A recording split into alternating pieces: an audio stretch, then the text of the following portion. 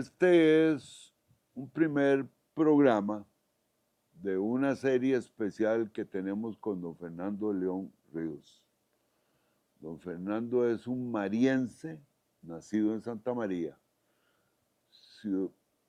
vecino de este cantón, con 91 años, con una historia muy rica, con una memoria maravillosa que se la desea a cualquiera.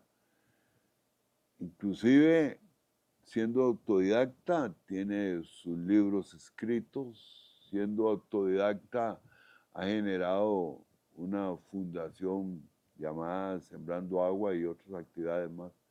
He querido traerlo al programa como vamos a traer a más de una persona mayor para que nos cuente su historia, que al fin y al cabo es la historia de nuestro cantón, es la historia que ha desarrollado muchísimas comunidades.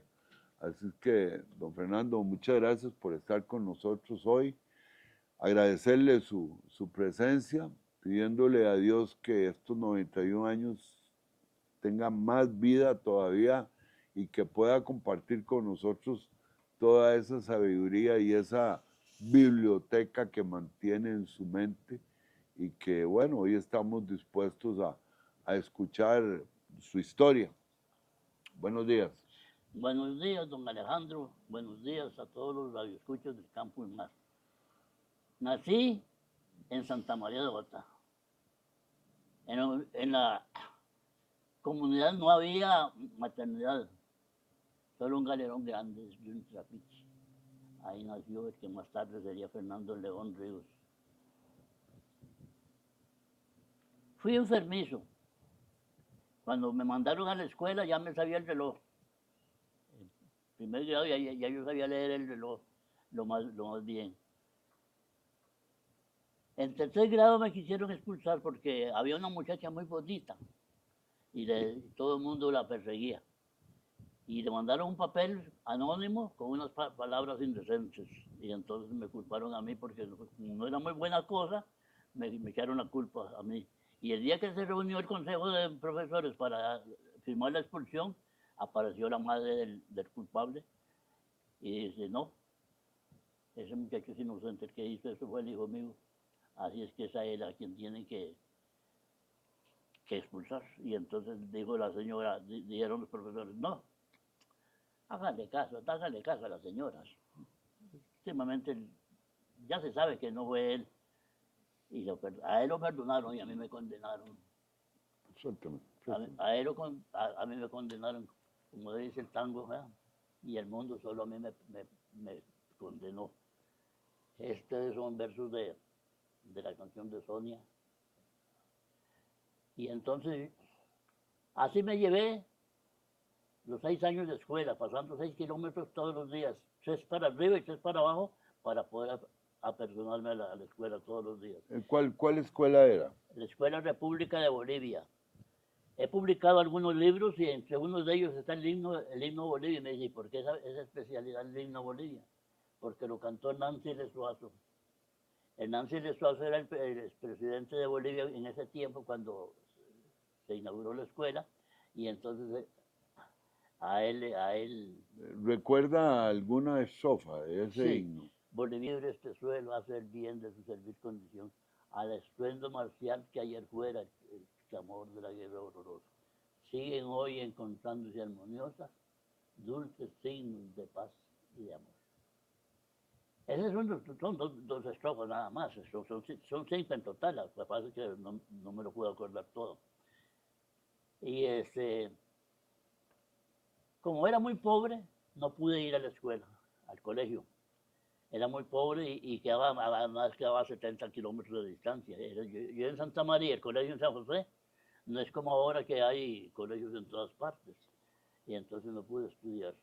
Entonces me dediqué a leer libros y libros y libros y libros. El primer libro que se llamó, estaba escrito por Pedro Antonio Alarcón, se llamaba Así son las mujeres. El segundo se llamaba El final de Norma, que era Norma era el nombre de un vapor.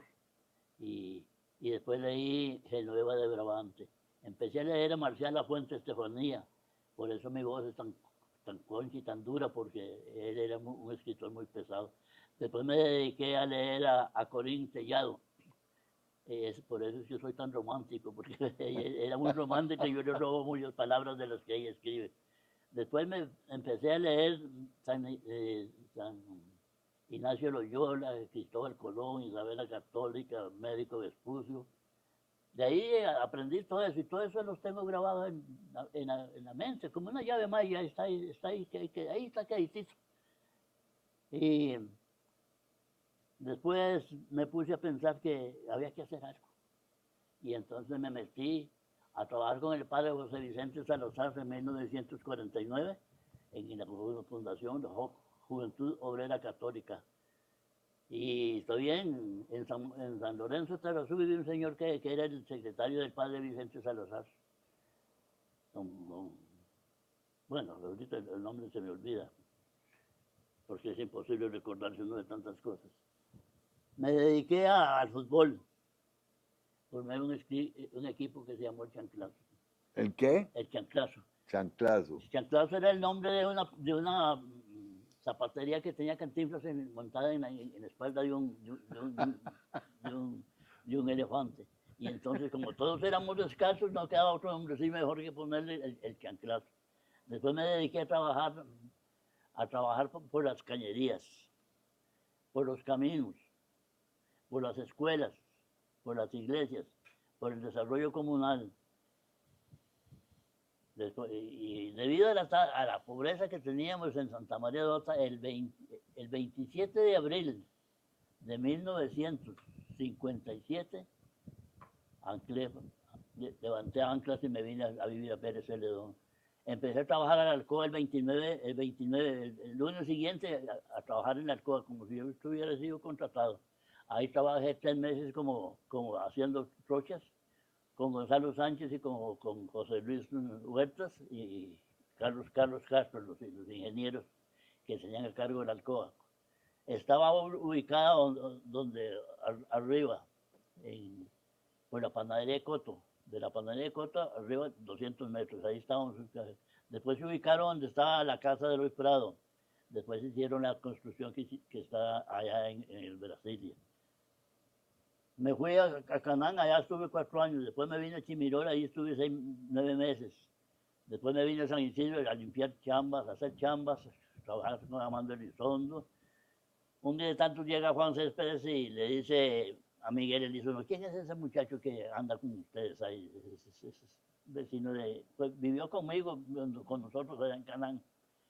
Ese te sirve. Y entonces llegó Juan Céspedes y me agarró así de las costillas. Y me dice, yo no lo ocupo para que trabaje conmigo.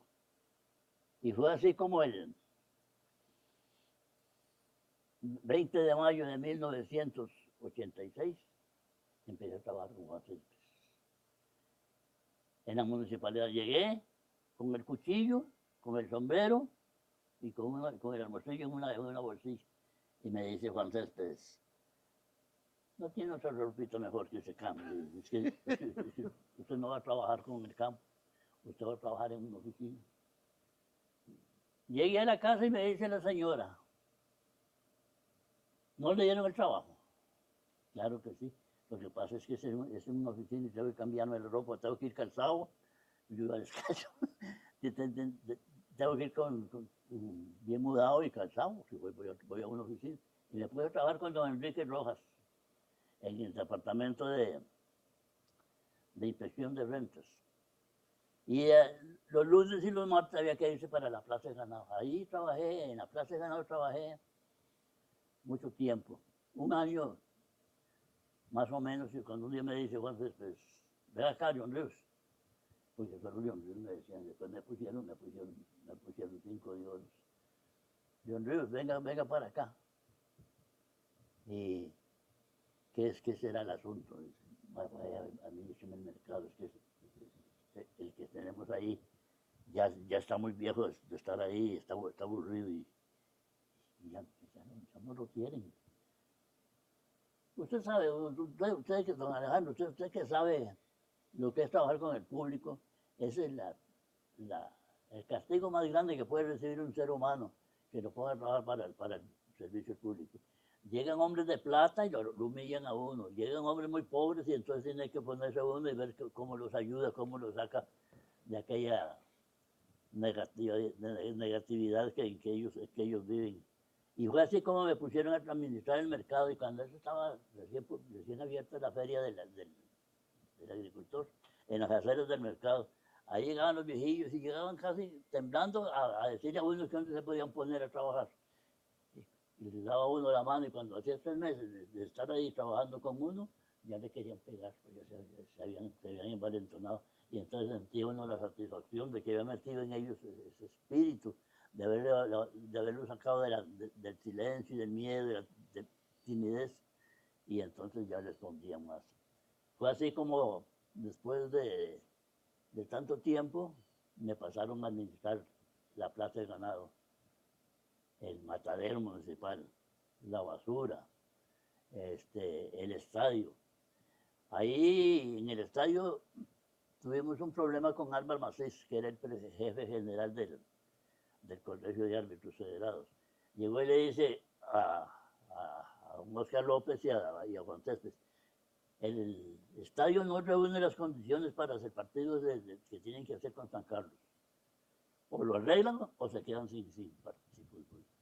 Y entonces le dice don Oscar a Juan: ¿qué hacemos con el? ¿Qué hacemos? ¿A quién ponemos?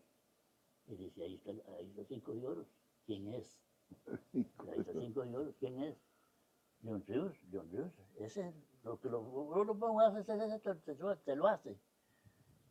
Cargué arena, cargué piedra, cargué madera, cargué cemento, ¿qué? No hice. Fui a dejarlo por Tierras Morenas, por el Águila, con Santiago Carpio, en paz descanse, Santiago Carpio Pereira, conocido como Bopalillo. Y así sucesivamente he ido gestionando y trabajando para las comunidades. Así es que el pelo blanco que hoy ostento se lo debo haberme entregado a la humanidad, porque dice el dicho que las canas son el galardón con que la naturaleza premia a los que luchan por la humanidad. Quiere decir que una persona que no luche por la humanidad, aunque el pelo se le ponga blanco, no se lo debe a ellos, se le debe a los años que ha pasado pensando en cosas inmundas y en otras situaciones. En cambio nosotros, en el caso suyo, don Alejandro, que se ha dedicado por entero a trabajar para el público, lo que hacemos es, lo que hemos hecho o lo que hagamos siempre pensando en los demás, es porque quien piensa en el prójimo, piensa en Dios. Quien piensa en el prójimo, piensa en Dios. Piensa en Dios. Sí, eso debería de ser un recordatorio para mucha gente que hoy nos gobierna, que no piensa en el prójimo. Es que hay una situación muy grande. Cuando Judas vendió a Jesucristo, no pensaba en las consecuencias. Lo cambió por 30 monedas, como bien nos lo cuentan los libros. Entonces, uno piensa que aquello es eterno, y es mentira. Nos cristalizamos de tal manera, nos abocamos a tal extremo con lo material, que nos olvidamos que existe la parte espiritual. Y su cuerpo y el mío son espirituales. Sí, claro. Prueba de ello es que el arroz, los frijoles, lo que hayamos consumido en tierra, a la tierra vuelve. El día que lo entierran a uno, porque lo que llevan al cementerio es materia. Y lo que Dios se lleva no lo vemos, que es el espíritu, el alma, la mente y los buenos recuerdos. Por eso es que debemos de tratar de hacer todo el bien que podamos, a quien podamos. Si al final quedamos bien, ni la suma de 100 ángeles podrán librarnos del tribunal de la humanidad. Hacemos el bien como podamos, a quien podamos, cuando podamos. Si al final salimos mal, nadie nos detiene. Pero si salimos bien, Mira, nadie se da cuenta, Un poco. porque solo Dios toma en cuenta las cosas buenas que se hacen en la tierra. Don Fernando, ¿y dónde nace el gusanillo de escribir los libros que ha escrito? Bueno, he escrito Porque inclusive tiene uno hasta premiado, ¿verdad? Sí, tenemos uno premiado por la Ministerio de Cultura, Juventud y Deportes, que me lo becaron para que lo pudiera publicar. Es Memorias de un 5 de oro, en donde inclusive vienen recetas de cocina, cómo se hacen las cajetas con semillas de chiverre. ¿Cómo es eso? Cuéntenos. Así, dice ahí, datos de la historia. Ajá. Y entonces, Mi abuela las hacía y nos ponía a pelar las semillas. ay, pero Eso es bravo, eso es bravo, bravísimo. eso es concho. Y después cuando uno las va a tostar ¿cómo era? Hay que taparlas porque brincan. Brincan Brincan y saltan los peces en el río. y se salen. Entonces, les hace una tapa dulce, bien espesito. Y después las chorrea con el coco. Y cuando ya están frías, les va metiendo las semillillas una por una, metiditas. ¿No? Qué rico. Qué rico. Después la zambumbia, ¿cómo se hacía la zambumbia? ¿Qué es eso de la zambumbia? La zambumbia, Ajá. lo que otros llaman morrilla, morronga. Ajá. Morcilla, morronga, pero aquí cuesta mucho hacerlo porque el culantro natural, el culantro... Coyote. No, es que ese no sirve. ¿No sirve el No, el culantro coyote no sirve para hacer morcilla porque el culantro es una semillita pequeñita. Pequeñita. Entonces las maja uno Ajá. y las tuesta y se las echa a la sangre. Ajá. Con cebolla bien picadita, ajos bien menudo. Y después lo va echando en las tripas del mismo cerdo, que han sido preparadas con anticipación. Ay, qué rico un gallo con tortilla. Ahorita le vamos a entrar a un gallito que tenemos. Claro, Fernando, bueno, recojamos el tema, entonces, ahí viene, en el 5 de oro, viene todas esas recetas. Todas esas recetas vienen ahí. Y el angú. El angú. Angú, ¿qué es angú? El angú era para los recién nacidos. El angú se cocinan los guineos celes, guineos negros celes, y se le echa culantro, de esos granitos de culantro, y se le echa asiento de chicharrón, y se mezcla, y se come como puré. Riquísimo también. Todo eso se perdió. Ya esas costumbres ya no existen, se han perdido, han dejado las tradiciones, también porque los materiales son más escasos. Ahora todo es artificial, todo es... Y entonces perdemos las buenas costumbres. Yo recuerdo que mi mamá, en paz descanse, mi viejita, cocinaba los frijoles con guineo. Y cuando ya el caldo parecía que era leche, era que le daban a uno los frijolillos todos blancos, de frijoles blancos, y era de llevarle al fuego, porque lo servían una y otra vez, unas veces con plátano, otras veces con guineo, y así lo sostenían a uno a puros, porque los peones todos los que se ganaban era 1.25 al mediodía. 1.25 ganaban al mediodía. 1.25 al mediodía. Usted sabe lo que es 7.5 por semana para comprar. Pero iba uno y compraba una libra de carne, 30 céntimos. Y yo compraba una tamuga dulce, una caja de fósforos, un 10. Le daban a uno una peseta, tome, para que me traiga una tapa de dulce y me traiga un 10 de pan. Y un 10 de pan había que Le daban vendaje, ¿verdad? Sí, También. le daban vendaje. Y iba uno y le decía, don Alejandro, que dijo mamá que se le vendía un color de chayotes. ¿Y en qué los va a llevar? De aquí traigo este canastillo. No, es que eso ahí no le cabe. Le echaban a uno 50 chayotes, pero chayotes grandes y nacidos y bien bonitos, bien chaneados por un color.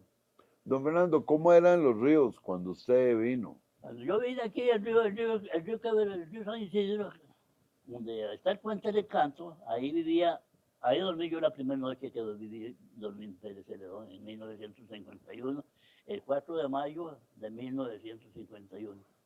Eso de la finca era de don Héctor Rivera. Y las iguanas eran de metro y medio largos, así. Las gatas parecían gallos grandísimas.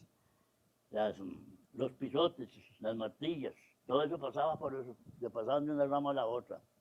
Los ríos no se podían pasar, tenían mucha agua. Ahora tampoco se pueden pasar, no existen. Todos se han secado, todos se han secado. La prueba de ello es, por recordarle que cuando eso estaban los aserraderos de don Ramiro Zúñiga, de don Sergio Saborío y el de don Quinio Barrantes, y había árbol, traían tucas casi de la estatura de un hombre, así altísimo. Para moverlas había que usar un esquiver, una máquina especial para moverlas y llevarlas a la sierra. Entonces me puse a pensar que viendo ahora tantos y tantos vacíos que hay en las montañas, ¿por qué no se puede reforestar eso? Se puede recuperar. No digamos forestar, porque forestar es más lerdo, pero más efectivo, más natural. Entonces, nace el programa que usted lo echó a conocer, el Campo y Mar lo echó a conocer, el 11 de septiembre del año 2009. El 17 de junio del año 2010 fuimos a la municipalidad a proponérselo a doña Kembri Jiménez, que era la presidenta municipal, y ella nos abrió las puertas al programa. Recibimos llamadas del Atlántico, nos pedían auxilio para ver qué podían hacer ellos. Pero nosotros estábamos aquí, atados de pies y manos, porque el programa en sí, como había sido elaborado, estaba bajo carteles. Pero, ¿qué le parece si en la próxima tanda, como diría Cantinflas, hablamos de eso? Vamos a ir a un corte, estamos en el programa de Campo y Más, hoy con este caballero de 91 años, don Fernando León Ríos, hablando de su vida. Ahora vamos a hablar del programa Sembrando Agua.